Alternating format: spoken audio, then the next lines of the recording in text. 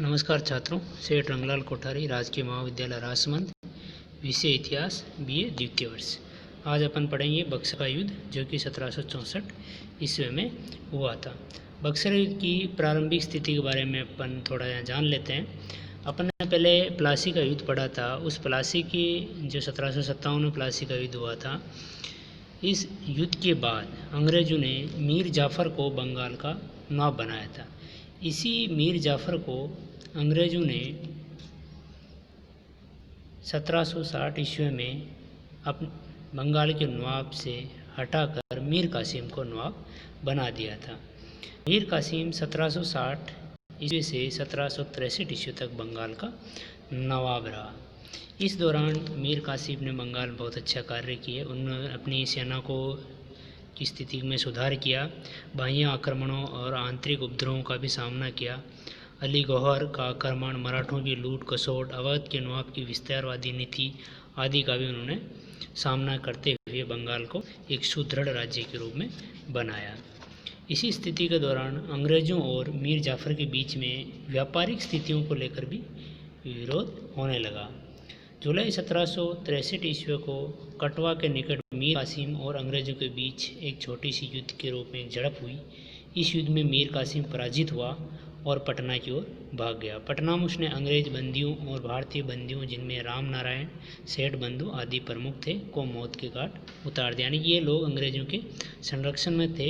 इनको बंगाल के नवाब मीर कासिम ने मौत के घाट उतार दिया था। इस घटना के बाद मीर कासिम अवध चला गया। इस प्रकार जुलाई 1763 में बंगाल के नवाब की गद्दी पुनः खाली हो गई। यानी मीर जाफ़र के बाद मीर कासिम को बनाया और 1763 में मीर कासिम को भी अंग्रेज़ों ने अपदस्थ कर दिया।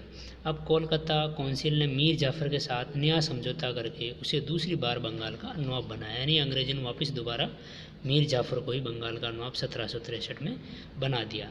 मीर जाफ़र ने अंग्रेज़ों की सभी मांगें स्वीकार कर ली, यानी कि उनको व्यापार करने की शक्तियाँ प्रदान कर दी थी, जो कि बिना किसी शुल्क के वे बंगाल में व्यापार कर सके।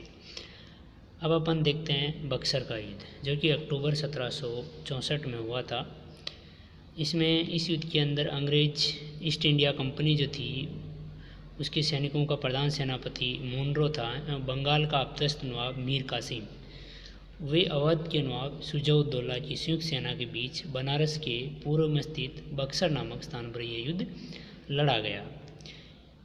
यानी कि मीर कासिम पटना से भागने के बाद अवध गया और अवध के नवाब शुजा-उद-दौला के संरक्षण में रहा। शुजा-उद-दौला और मीर कासिम की संयुक्त सेना और इस युद्ध में मुग़ल सम्राट शाह आलम ने भी अवध के नवाब मीर कासिम का साथ दिया।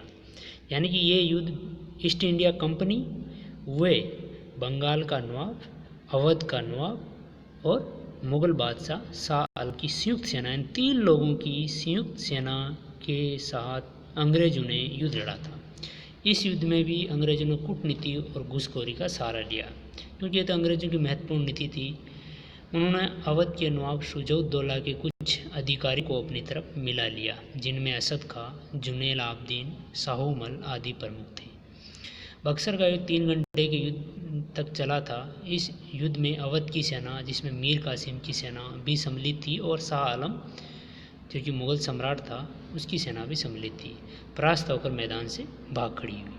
युद्ध में अंग्रेज सेना के सैनिकों ने चुनार तथा इलाहाबाद के दुर्गों पर अधिकार कर लिया। यानी कि ये युद्ध अंग्रेज़ों के लिए बहुत ही महत्वपूर्ण रहा हुआ है। इसमें अंग्रेज़ों ने 3 शासकों की सेनाओं को पराजित किया था। अब इस बक्सर के युद्ध का भारतीय इतिहास में क्या महत्व है, उसके बारे में थोड़ा अपन अध्ययन करते हैं। बक्सर का युद्ध भारतीय इतिहास का एक नया मोड़ बिंदु था। इस युद्ध में अंग्रेज़ों की निर्णायक विजय हुई। एक दृष्टि से इसका महत्व प्लासी के युद्ध से भी अधिक है। इससे अंग्रेज़ों की प्रतिष्ठा व प्रभाव में आशातीत वृद्धि हुई। मुग़ल सम्राट भी इस युद्ध में सम्मिलित था, वो भी इसमें पराजित हुआ था। इस कारण अंग्रेज़ों की प्रतिष्ठा में भारत में आशातीत वृद्धि हुई। मुग़ल सम्राट शाह आलम और उसका वजीर व अवध का नवाब शुजा-उद-दौला दोनों परास्त होकर अंग्रेज़ों की दया पर निर्भर हो गए। प्लासी में तो क्लाइव के षड्यंत्र के कारण बिना लड़े अंग्रेज़ों को विजय प्राप्त हुई थी। जो प्लासी का युद्ध अपने पिछले चैप्टर में पढ़ा था, 1757 में हुआ था। इसमें रॉबर्ट क्लाइव ने सिराजुद्दौला को पराजित किया था। लेकिन क्लाइव को इस युद्ध में कोई विशेष संघर्ष नहीं करना पड़ा, क्योंकि उसने षड्यंत्र से बंगाल के नवाब जो सिराजुद्दौला था, उसके मीर जो वजीर प्रधान सेनापति था मीर जाफ़र वगैरह, इनको अपनी तरफ मिलाकर उसने युद्ध लड़ा था। कोई विशेष संघर्ष नहीं करना पड़ा। परंतु बक्सर के मैदान पर अनुभवी सेना नायक शुजा-उद-दौला, जिसके पास अंग्रेजों की तुलना में 5 गुना सेना थी और एक श्रेष्ठ तोपखाना भी था, को परास्त होना पड़ा। इससे अंग्रेजों की सैनिक श्रेष्ठता प्रमाणित हो गई। प्लासी के युद्ध में केवल एक नवाब के भाग्य का फैसला हुआ था, वह था बंगाल का नवाब सिराजुद्दौला, और विजय के परिणाम स्वरूप बंगाल के लाभकारी स्रोतों पर ईस्ट इंडिया कंपनी का अधिकार हुआ था। परंतु बक्सर के युद्ध में 3 प्रमुख व्यक्तियों, मुगल सम्राट शाह आलम, अवध का नवाब शुजा-उद-दौला व मीर कासिम के भाग्य का फैसला हो गया और विजय के बाद संपूर्ण अवध पर अंग्रेजों का नियंत्रण हो गया। यानी कि बंगाल पे तो उनका हुआ, उसके साथ साथ अवध पे भी हो गया, क्योंकि अवध का शासक शुजा-उद-दौला ने भी तो मीर कासिम के अबदस्त नवाब का साथ दिया था। इस कारण अवध पर भी अंग्रेजों का अधिकार हो गया। इस युद्ध में अंग्रेजों की सफलता के बाद भारतीय राजनीति में उनका प्रभाव बंगाल से दिल्ली तक विस्तृत हो गया था, क्योंकि उसने बंगाल के नवाब, बक्सर के युद्ध के अंदर अंग्रेजों ने बंगाल के नवाब, अबदस्त नवाब कह सकते हैं, मीर कासिम, अवध के नवाब शुजा-उद-दौला और मुगल सम्राट शाह आलम, तीनों की संयुक्त सेनाओं को पराजित किया था। इस कारण अंग्रेजों का प्रभाव बंगाल से लेकर दिल्ली तक विस्तृत हो गया। यानी कि लगभग संपूर्ण उत्तर भारत के अंदर बक्सर के युद्ध के बाद अंग्रेजों का प्रभाव हो गया था। इसलिए कहा जाता है कि बक्सर के युद्ध ने प्लासी के अधूरे कार्य को पूरा किया था। हालांकि अपन देखते हैं कि बक्सर का जो प्रसिद्ध युद्ध समाप्त हुआ, इस पर भारत का भाग्य निर्भर था और जितनी बहादुरी से लड़ा गया, परिणामों की दृष्टि से भी उतना ही महत्वपूर्ण था। अब बंगाल का नवाब कंपनी के हाथों की कठपुतली था, अवध का नवाब उस पर निर्भर रहने वाला समर्थक मित्र और मुगल सम्राट ईस्ट इंडिया कंपनी का मात्र एक पेंशनर बन गया था। अब बंगाल के अंदर इस युद्ध के बाद एक संधि हुई थी, जिसको अपन इलाहाबाद की संधि कहते हैं, 1765 में हुई थी।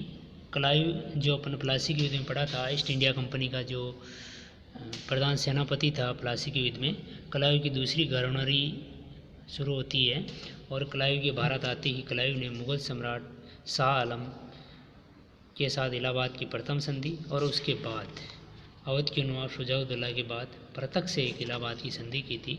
इन दोनों संधि की क्या महत्वपूर्ण शर्तें रही, इनके बारे में